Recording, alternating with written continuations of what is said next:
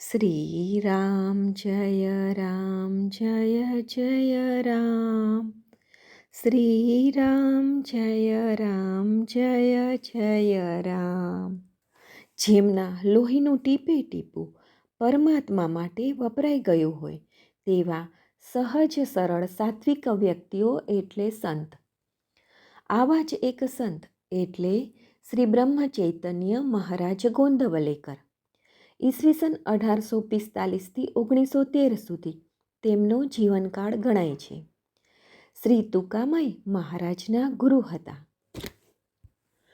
મહારાજે આપેલા પ્રવચનોની ભાષા સહેલી છે અને પ્રત્યક્ષ અનુભવની કસોટીમાં કસાઈ ચૂકેલી વ્યવહારુ શિખામણો છે.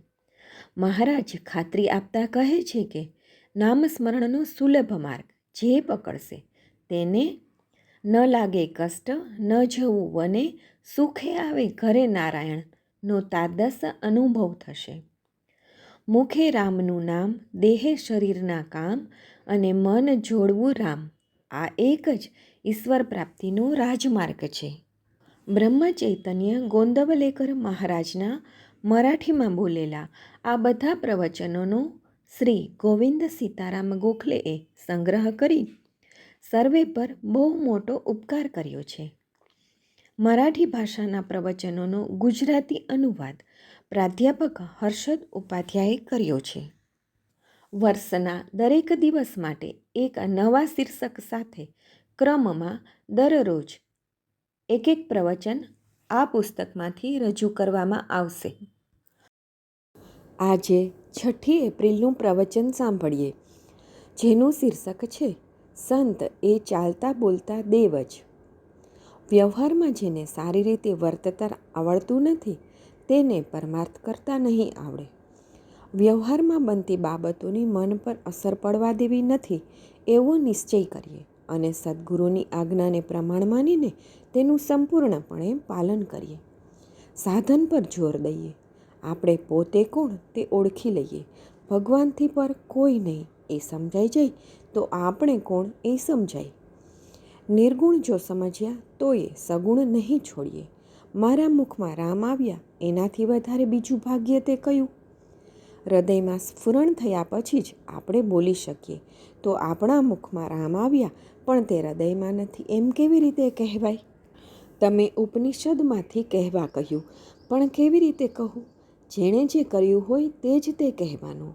એક ગુરુ આજ્ઞા પાલન સિવાય બીજું કંઈ જ મેં કર્યું નથી તો હું બીજું શું કહેવાનું. સંતનો સમાગમ કર્યો એટલે આપણે ખરા માર્ગે લાગ્યા. આપણે સાધુને વ્યવહારમાં ખેંચી લાવીએ છીએ અને પછી તે આપણી સાથે વ્યવહાર મુજબનું વર્તન કરે તો તેનામાં ક્ષમતા નથી એમ કહીને સામે બબડાટ કરીએ છીએ. સંત એ દેહનો રોગ સારો નથી કરતા પણ તે રોગની બીક દૂર કરી દે છે. સંત એ ચાલતા બોલતા દેવ જ હોય છે. સંતના દેહના હલનચલનનું મહત્ત્વ નથી. ભગવાનનું નામ સિદ્ધ કરી આપે છે એ જ સંતનો જગત ઉપર સૌથી મોટો ઉપકાર હોય છે. હજારો લોકોને ભગવાનનું નામ લેતા કરવા એ જ સંતોનું ખરું કાર્ય હોય છે. સંતોનો કોઈ પણ માર્ગ એ વેદોની અને શાસ્ત્રની વિરુદ્ધ હોય એ શક્ય જ નથી. સૂર્યની જેમ સંત એ જગત પર સ્વાભાવિક સહજ રીતે જ ઉપકાર કરનારા હોય છે. સૂર્યનું તેજ ઓછું થતું જાય છે તેમ વૈજ્ઞાનિકો કહે છે પણ સંતોનું તેજ તો વધતું જ જાય છે. શ્રીમંત મા બાપને ત્યાં જન્મેલા છોકરાને ભીખ માંગતા જોઈએ તો આપણને તેની દયા આવે છે. તેમ મનુષ્ય જન્મમાં આવીને આપણે દુઃખ કરીએ એ જોઈને સંતોને દુઃખ થાય છે. નીચલી યોનિઓ એટલી બધી છે કે તેમાંથી મનુષ્ય જન્મ આપવો મુશ્કેલ છે.